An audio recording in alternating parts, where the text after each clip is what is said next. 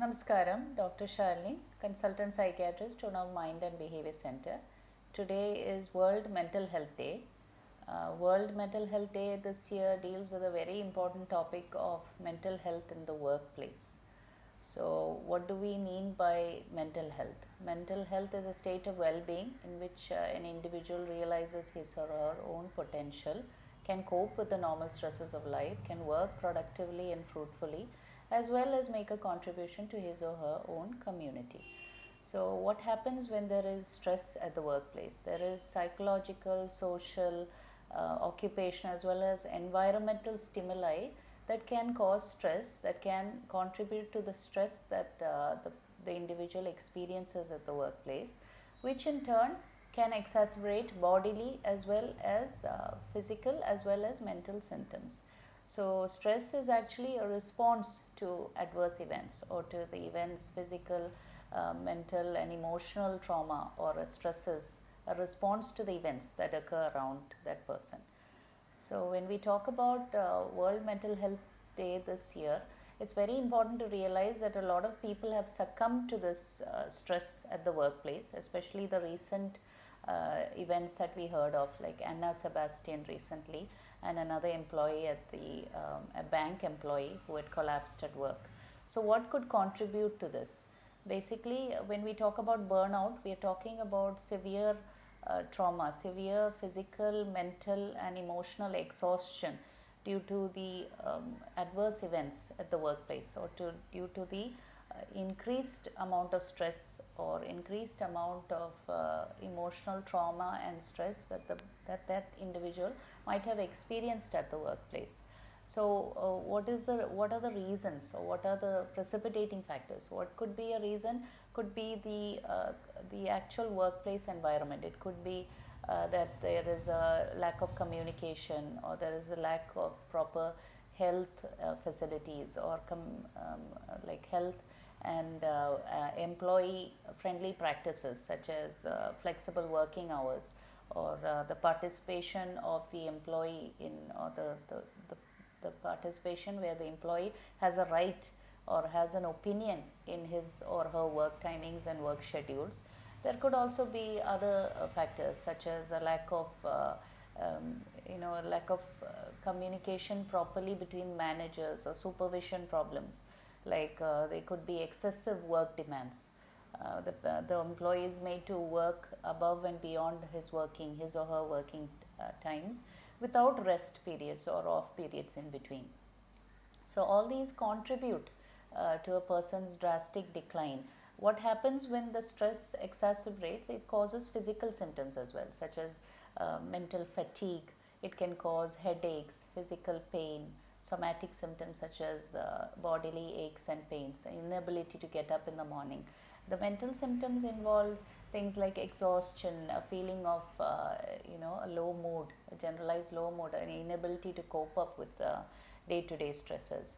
So the things that we see in the OP is we see a lot of patients come in with night duties, people working abroad as well as here who have shift duties, who are unable to cope up with the stresses. I had a patient recently who had incredibly stressful work timings because they were an advocate by profession, and although they had juniors at the workplace, they were not able to relegate some of the duties to the juniors because they would have to appear for the cases in court. So, what happens is her daily routine had deteriorated to such a level that she was unable, there was an inability to function normally anymore. So, then there comes a period of time when there's a lack of sleep. Even when there is time to get restful sleep, the person might not be able to succumb to sleep because their sleep pattern would have been disturbed due to the rigid work routines. And the inflexible work hours. So, what are the steps that we can take to mitigate these conditions and prevent situations or casualties like we recently read about in the newspapers and we heard about in the news? So, what could be done is to improve employee health.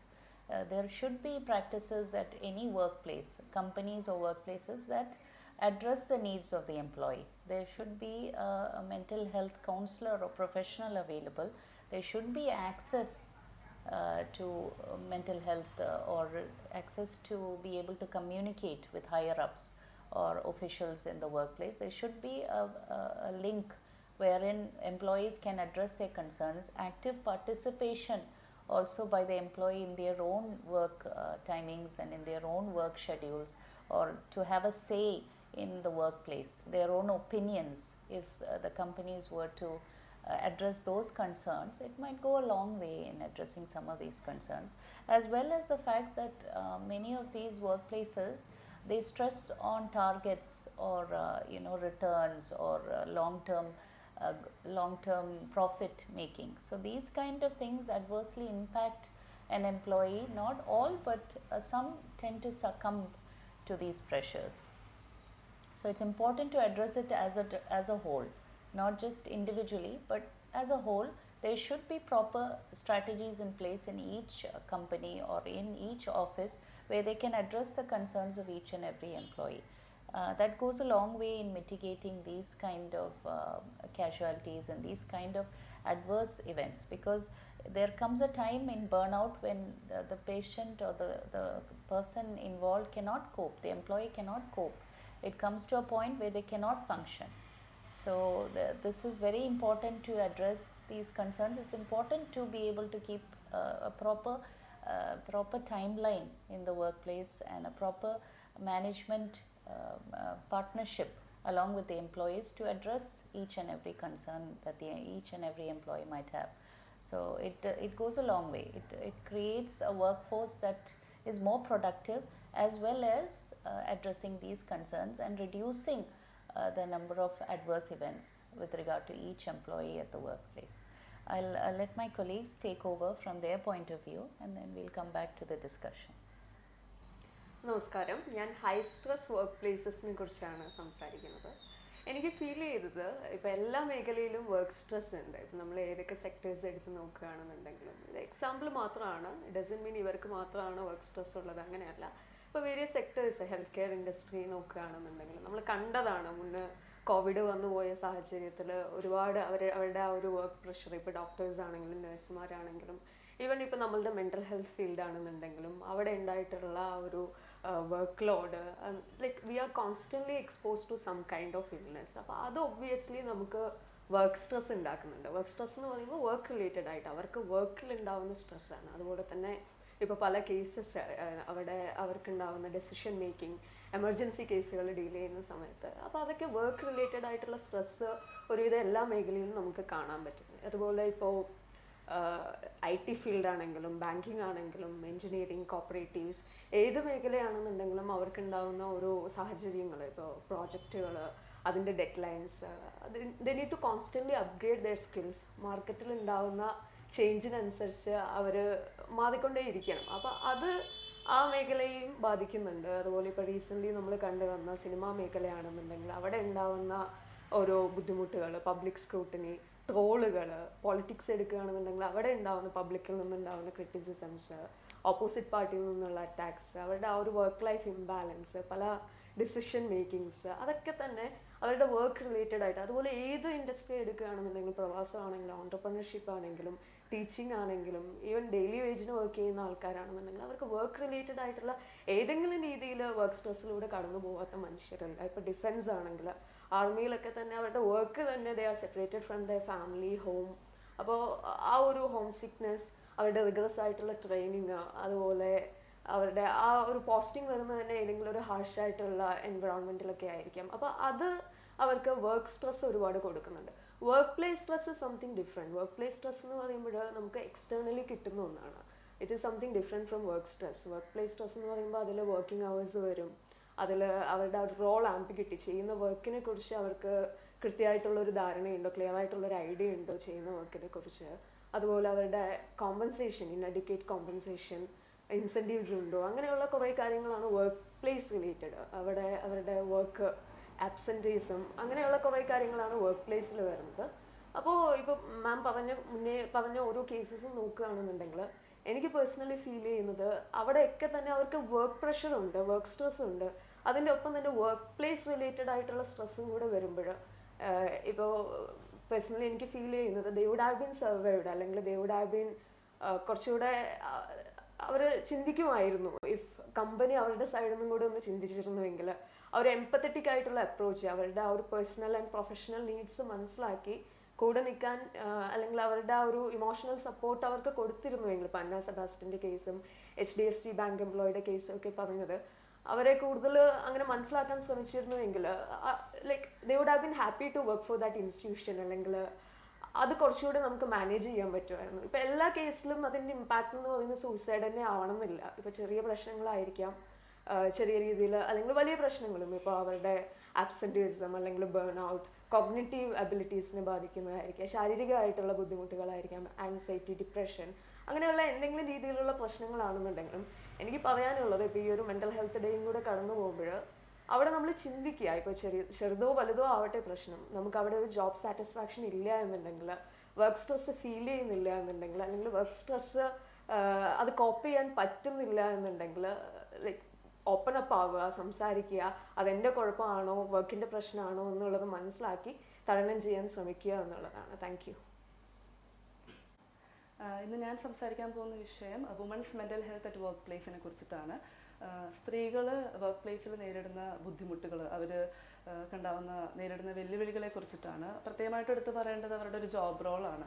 അതായത് ഇപ്പം അവരുടെ വീടുകളിലും house hold work, കുട്ടികളെ നോക്കുന്നതിനോടൊപ്പം തന്നെ work പ്ലേസിൽ അവർ face ചെയ്യുന്ന stress, ഇത് രണ്ടും കൂടി ബാലൻസ് ചെയ്ത് പോകാനായിട്ട് അവർക്ക് ഭയങ്കര ഒരു ബുദ്ധിമുട്ട് അവർ ഭയങ്കരമായിട്ട് ഇത് ഫേസ് ചെയ്യുന്നുണ്ട്. അതുപോലെ തന്നെ എടുത്ത് പറയാവുന്നൊരു കാര്യമാണ് അവരുടെ മെൻസ്ട്രുവേഷൻ്റെ ഉണ്ടാകുന്ന മൂഡ് ഫ്ലക്ച്വേഷൻസ്.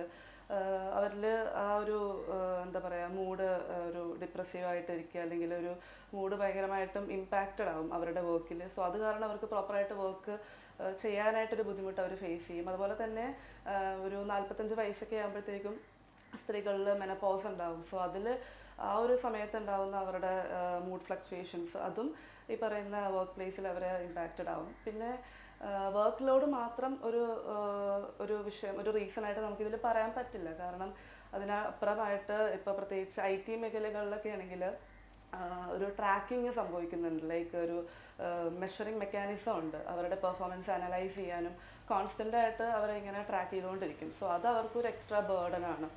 അതുപോലെ അവരുടെ എല്ലാ ആക്ടിവിറ്റീസും ട്രാക്ക് ചെയ്യപ്പെടുകയും അതുപോലെ പെർഫോമൻസ് അനലൈസ് ചെയ്യുകയും അൺറിയലിസ്റ്റിക് ആയിട്ടുള്ള ഡെഡ് ലൈൻസ് അതിനൊരു റീസൺ ആയിട്ട് വരും. കാരണം അങ്ങനെ ഒരു സംഭവം വരുമ്പോൾ അവർക്ക് അവരുടെ മാക്സിമം കൊടുക്കാനുള്ളൊരു ടൈം കിട്ടില്ല. അതുകൊണ്ടിട്ട് അവർ ഒരു എക്സ്ട്രാ പ്രഷർ ഫീൽ ചെയ്യും, അവർക്ക് ബാക്ക്വേർഡ് ആകും. അങ്ങനെ അത് അവരുടെ ഡെഡ് ലൈനിൽ എഫക്റ്റഡ് ആകും. പിന്നെ എടുത്തു പറയാവുന്നൊരു കാര്യം എന്ന് പറഞ്ഞാൽ വർക്ക് കൾച്ചറാണ്. വർക്ക് കൾച്ചർ എന്ന് പറയുമ്പോൾ ആ ഒരു വർക്ക് പ്ലേസിൽ CEO തൊട്ട് ഒരു എൻട്രി ലെവൽ എംപ്ലോയീസിൽ അവരുടെ ഇൻറ്ററാക്ഷൻസ്, അവരുടെ ഒരു എന്താ പറയുക ആറ്റിറ്റ്യൂഡ്, ട്രഡീഷൻ, ഒരു സെറ്റ് ഓഫ് വാല്യൂസ്, ബിലീഫ്സ്, ഇതിനെയാണ് നമ്മൾ വർക്ക് കൾച്ചർ എന്ന് പറയുന്നത്. അപ്പോൾ ആ വർക്ക് കൾച്ചർ അല്ലെങ്കിൽ ആ വർക്ക് എൻവയോൺമെൻറ്റ് അവരുടെ വർക്കിനെ, സ്ട്രെസ്സിനെ സപ്പോർട്ട് ചെയ്യുന്നില്ല എന്നുണ്ടെങ്കിൽ അത് ഒരു വലിയൊരു എന്താ പറയുക, ഒരു ബുദ്ധിമുട്ട് തന്നെയാണ്. അവർക്ക് വർക്ക് ചെയ്യാനൊക്കെ ആയിട്ട് അവർ ഒരുപാട് എഫക്റ്റഡ് ആവുന്നൊരു കാര്യം തന്നെയാണ്. പിന്നെ മെയിനായിട്ടും ഇപ്പം നമ്മൾ പറയാറുണ്ട് US ആണെങ്കിൽ US കൾച്ചറിലൊക്കെ അവിടെ വർക്ക് ചെയ്യാനായിട്ട് ഭയങ്കര കുറച്ചും കൂടി നല്ലൊരു എൻവയോൺമെൻ്റ് ആണെന്ന് പറയുന്നുണ്ടെങ്കിലും അവിടുത്തെ ആൾക്കാരിലും വർക്ക് സ്ട്രെസ് ഇല്ല എന്നല്ല അതിൻ്റെ അർത്ഥം. നമ്മൾ ഓരോരുത്തരും ആ വർക്കിനുണ്ടാകുന്ന സ്ട്രെസ്സിനെ നേരിടുന്ന രീതികൾ ഒരേപോലെ ആയിരിക്കണം എന്നില്ല. ബിക്കോസ് എല്ലാവരുടെയും മേക്കിങ് ഡിഫറെൻ്റ് ആണ്, എല്ലാവരും അവരുടെ അപ്ബ്രിങ്ങിങ് ഡിഫറെൻ്റ് ആണ്. സോ ഓരോരുത്തരും ഇപ്പോൾ ഒരാൾക്ക് ഒരു സിറ്റുവേഷൻ സ്ട്രെസ്ഫുൾ ആയിട്ട് തോന്നുന്നത് വേറൊരാൾക്ക് സ്ട്രെസ്ഫുൾ ആവണം എന്നില്ല. സോ അത് ഇൻഡിവിജ്വലായിട്ട് അത് പേഴ്സൺ ടു പേഴ്സൺ അത് ഡിഫർ ചെയ്യാം. സോ അത് നമുക്ക് ഒരു ഇൻഡിവിജ്വലായിട്ട് അത് ആ ഒരു വർക്കിൽ അവർ നേടുന്ന സ്ട്രെസ്സ് എന്തായാലും അതിലൊരു പറയുന്ന പോലെ ഒരു ഡിഫറൻസ് ഉണ്ടാകും. പിന്നെ മെയിനായിട്ടും ഈ വുമൺ നേരിടുന്ന ഒരു പ്രശ്നം എന്ന് പറഞ്ഞാൽ മെയിൻലി അവർക്ക് ഈ പറയുന്ന ഒരു ലോ മൂഡിലേക്ക് പോകാനുള്ള ചാൻസസ് വളരെ കൂടുതലാണ്. സ്ലീപ്പിന് എഫക്റ്റഡ് ആകും, കമ്മ്യൂണിക്കേഷൻ കുറയും, ഒരു ലോൺലിനെസ് ഫീൽ ചെയ്യും. അങ്ങനെ ഒരുപാട് പ്രശ്നങ്ങൾ ഇവർ കടന്നു പോകുന്ന ഒരു ഇതാണ്. അപ്പോൾ നമ്മൾ പ്രത്യേകമായിട്ടും ഒരു ഓർഗനൈസേഷൻ എന്താണ് ചെയ്യേണ്ടതെന്ന് വെച്ചാൽ, organisation should let the employees know that they respect them and also പറയുന്ന പോലെ അവരെ റെസ്പെക്ട് ചെയ്യുന്നുണ്ടെന്നും അതുപോലെ തന്നെ അവർ ഫേസ് ചെയ്യുന്ന വർക്ക് പ്രഷർ അപ്രീഷിയേറ്റ് ചെയ്യപ്പെടുന്നുണ്ടെന്നും അവരെ നമ്മൾ മനസ്സിലാക്കി കൊടുക്കുക എന്നുള്ളതാണ് നമ്മൾ ചെയ്യേണ്ട ഒരു കാര്യം.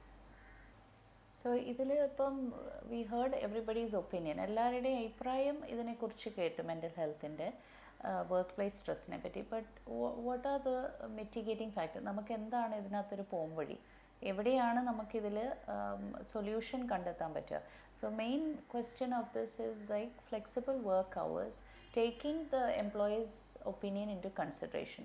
ഓരോരുത്തരും, ഓരോരോ ഓർഗനൈസേഷനും ഓരോ ഇൻഡസ്ട്രിയും ഓരോ കമ്പനീസും എംപ്ലോയീസിൻ്റെ ആസ്പെക്റ്റ് അല്ലെങ്കിൽ ദെയർ പോയിൻ്റ് ഓഫ് വ്യൂവും കൂടെ കേൾക്കാനുള്ള ആ ഒരു അപ്രോച്ച് ഡെവലപ്പ് ചെയ്യുക എന്നുള്ളത് ഇസ് വെരി ഇമ്പോർട്ടൻറ്റ്. പിന്നെ എംപ്ലോയിക്ക് എപ്പോഴും ഒരു നോ എന്നുള്ളൊരു വാക്ക് പറയാനുള്ള ഒരു ഫ്രീഡവും അറ്റ് ദ വർക്ക് പ്ലേസ്. അതുകൂടാതെ അവർക്ക് പറയാനുള്ള ഒരു ബോൾഡ്നെസ് അല്ലെങ്കിൽ അവർക്ക് പറയാനുള്ള ഒരു ആറ്റിറ്റ്യൂഡ് ഡെവലപ്പ് ചെയ്യണം എന്നുള്ളത് ഇതിൽ വളരെ ഇമ്പോർട്ടൻ്റ് ആണ്. Because the person, individual to individual, നമുക്കറിയാം നമ്മുടെ ടോളറൻസ് ലെവൽ എത്രയാണ്, അല്ലെങ്കിൽ നമ്മുടെ എത്രത്തോളം നമുക്കിതിൽ പെർഫോം ചെയ്യാൻ പറ്റും, അല്ലെങ്കിൽ എന്താണ് നമുക്ക് മാക്സിമം എഫേർട്ട് എവിടെയാണ്, അല്ലെങ്കിൽ മാക്സിമം എവിടെയാണ് ആ ബൗണ്ടറി ഡ്രോ ചെയ്യാൻ പറ്റണത് എന്നുള്ളത് നമുക്ക് ഓരോരുത്തർക്കും തിരിച്ചറിയാൻ പറ്റണം. ബിക്കോസ് നമ്മുടെ ഓരോരുത്തരുടെയും ഒരു ടോളറൻസ് ലെവൽ അല്ലെങ്കിൽ നമ്മുടെ ഒരു attitude at the work place അല്ലെങ്കിൽ വാട്ട് ഈസ് അവർ